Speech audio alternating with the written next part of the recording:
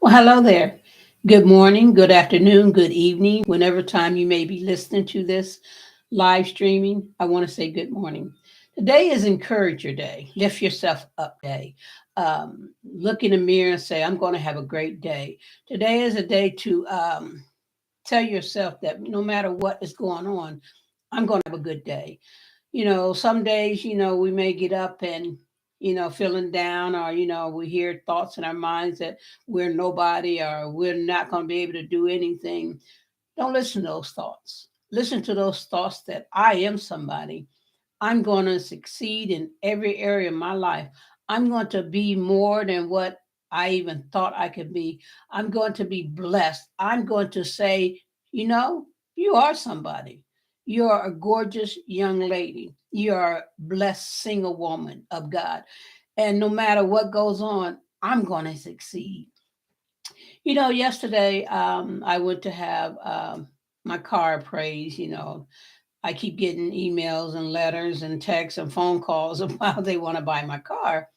So I went there, knowing in the back of my mind that I'm not going to sell my car unless they give me the price that's in my mind. And I'm not going to tell them what that price is. That whenever they come back with that price, I know that, yeah, this is it. So well, I went there and I sat down and I was talking to a woman. Um, she asked me what I was doing, what am I doing. I told her I was retired and I am doing a podcast and YouTube. I have a podcast and YouTube channel.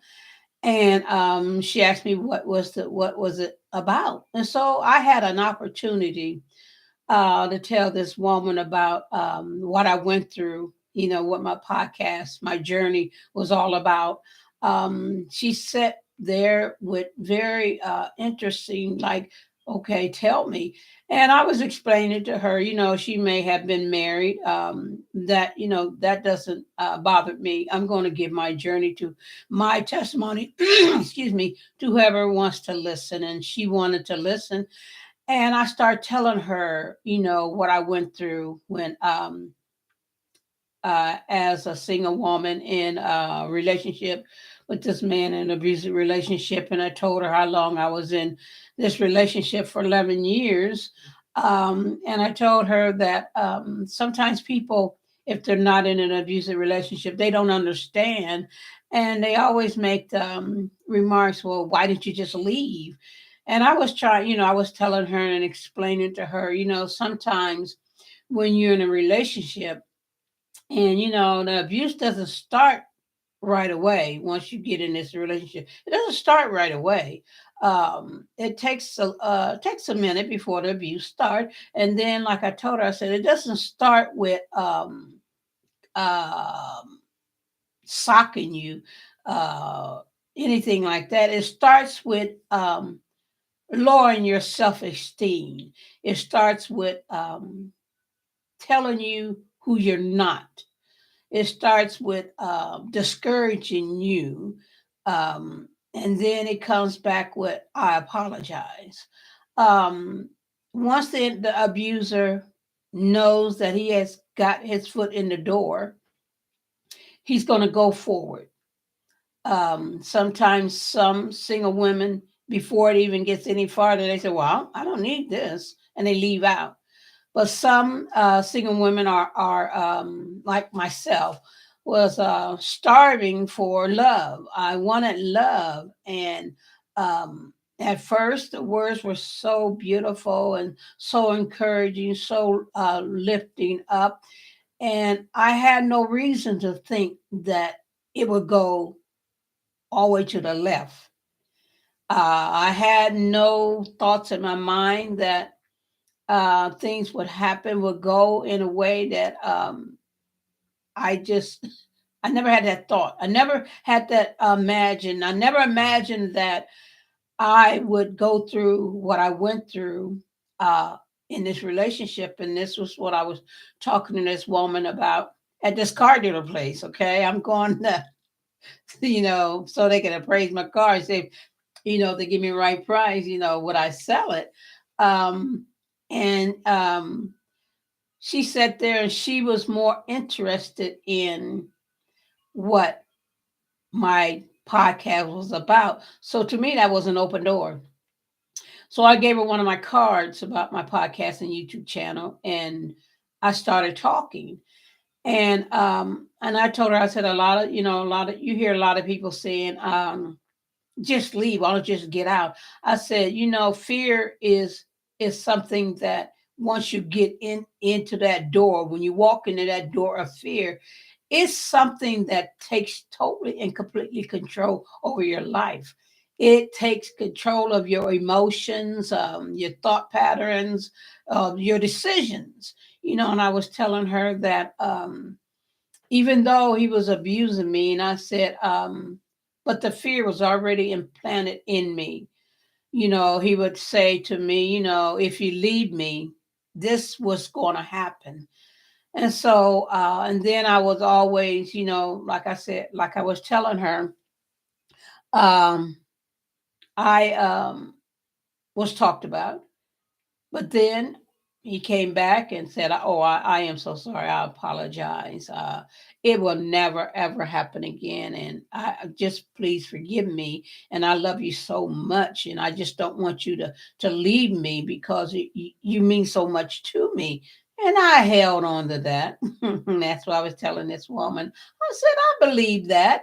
I said because the days wasn't, I wasn't being abused every day. I wasn't being put down, talked about, cussed out, kicked, slapped, socked every day.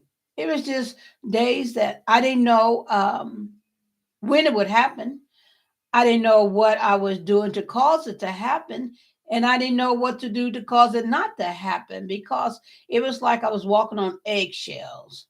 It was like I was walking on, because I was broken, and I'm thinking that no one's else going to love me. So I didn't see it at first as him abusing me because, like I said, the sexual part, excuse me, didn't start right away.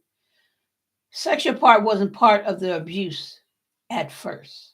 And I was telling her, and I said, and you get into a situation, you're so fearful, and you're not allowed to visit your family. You're not allowed to have too much contact with your family. You will have to have contact with his family, and then you better not say anything, because once you leave his family and you have said something, then it's on. It's going to be a fight, and I didn't want um, to speak against him. I didn't want to say anything negative about him because he has such a strong hold on my feelings, my personality, everything. He had a stronghold, and I didn't want to, like I was telling this woman, and I explained everything to her. And I told her, I said, any way you can think of being sexual abused, I said, I was. I said, I was in this relationship for 11 years. I said, and you may sit there and say, well, why did you get out? Why didn't you? I said, I did. I said, it was a revolving door. I would leave, I would come back. I would leave, I would come back. It was a revolving door. And back in the time that I was being abused in the when I was coming up being abused, it was your word against theirs. He could say he didn't, you did it to yourself. And you could say, I didn't, you did it to me. And it would just be, people said, well, y'all need to figure this out. So I didn't call the police. No, because I knew that it wouldn't work.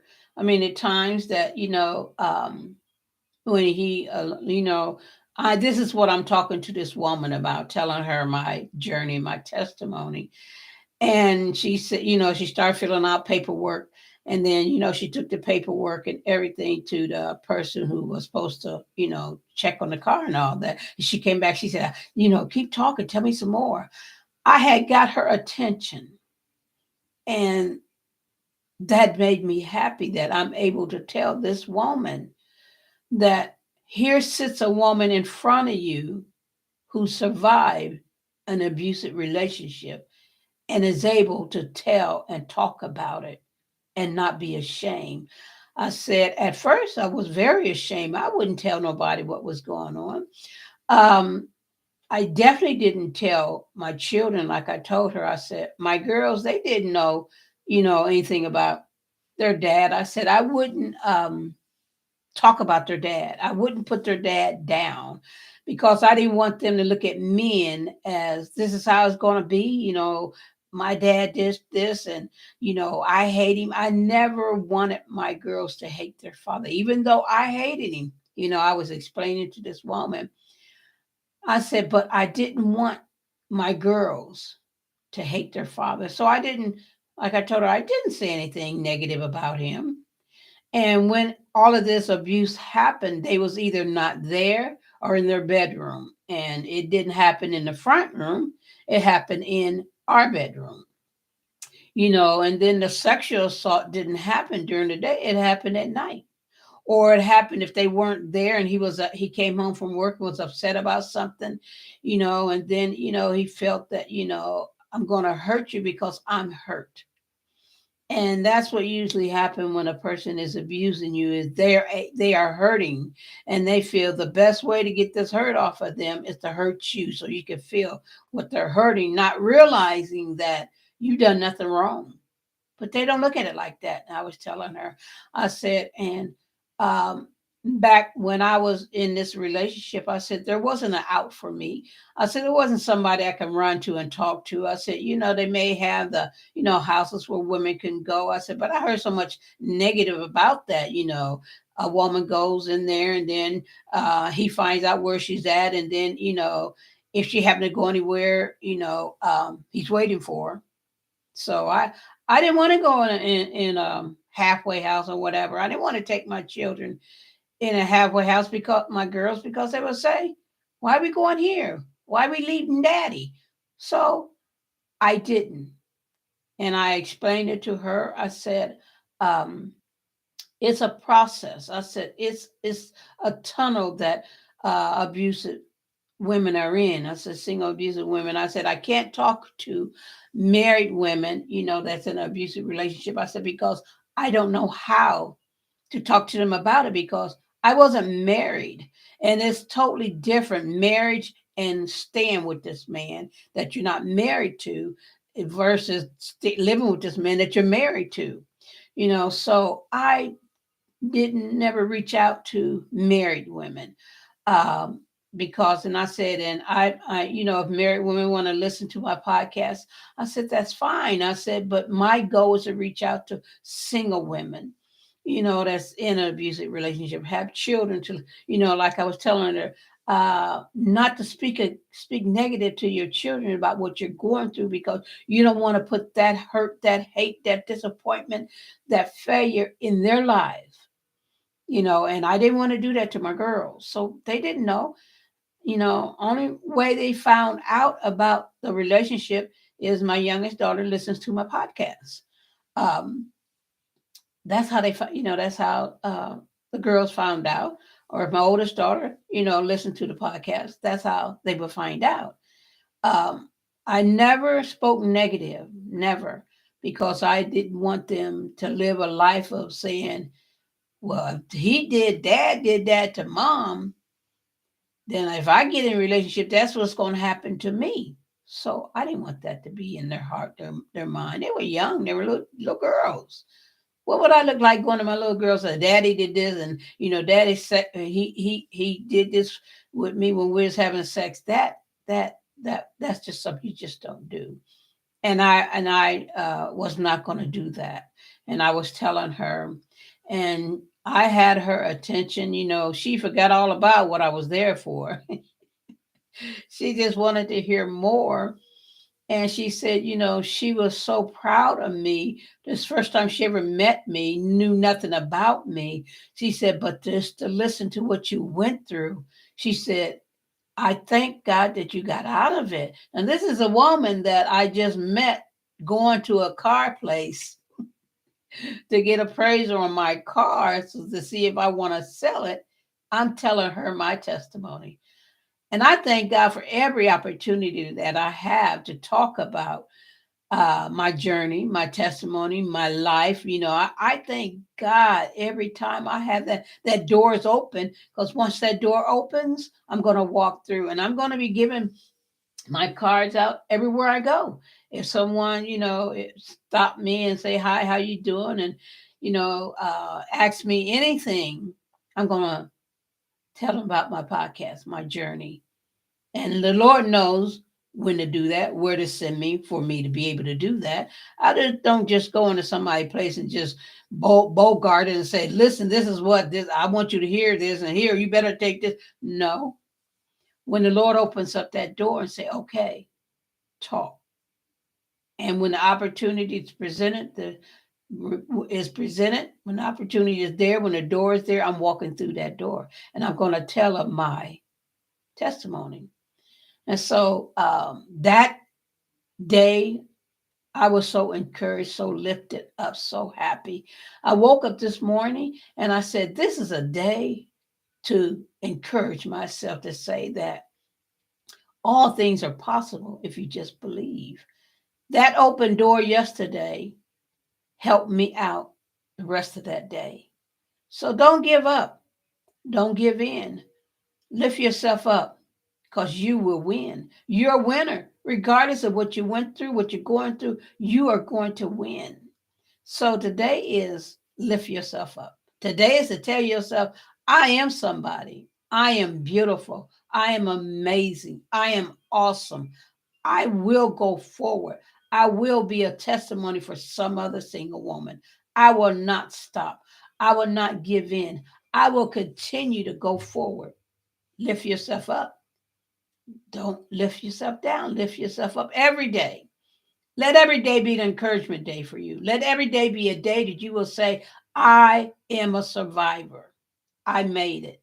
And I am going to make sure another single woman becomes a survivor. I'm not giving up. Be blessed. And like I always say, God loves you, and so do I. Never give up.